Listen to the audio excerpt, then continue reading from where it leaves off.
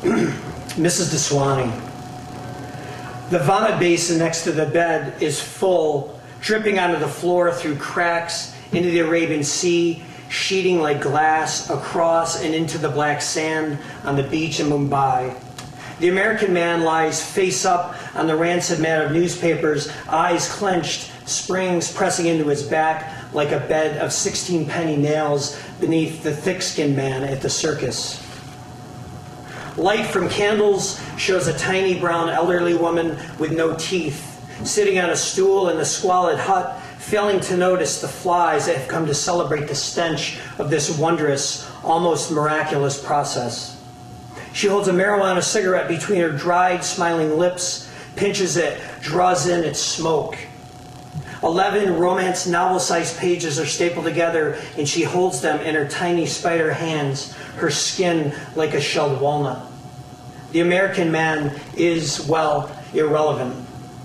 He is 10 hours through the minimum of 18, and then there'll be another American junkie, another heroin addict who has paid Mrs. Daswani 9,000 rupees to bring him down from heroin addiction with illegal doses of ibogaine.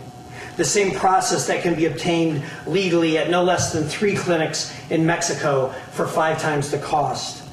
Mrs. Daswani stands and exits through the black tarp that is the door.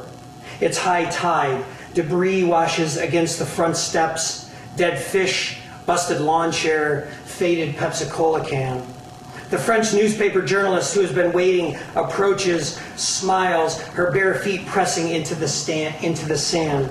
She speaks adequate Urdu and asks questions of Mrs. Daswani, which she has paid for the right to do with rupees and a Band-Aid box full of marijuana cigarettes.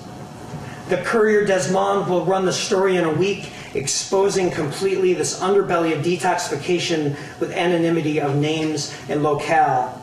The slow chicken cluck of her voice answers the reporter's questions. These pages are the book of Genesis. Most seeking the iboga shrub are Christians. Nita, the boy there, reads to them. Drug is from West Africa, illegal in US and Belgium only. She answers many more questions. Her head is bald, wrapped in a sullied kerchief a female American junkie gave her. It hides a head that resembles a large coconut, a head that lost its gray hair to radiation treatments she receives free in the city because of her poverty, according to public records. It's dark now after the long interview, after the reporter has left. The American man is not breathing. Mrs. Daswani calls to Nita, whispers to him through the tarp, hands him candy.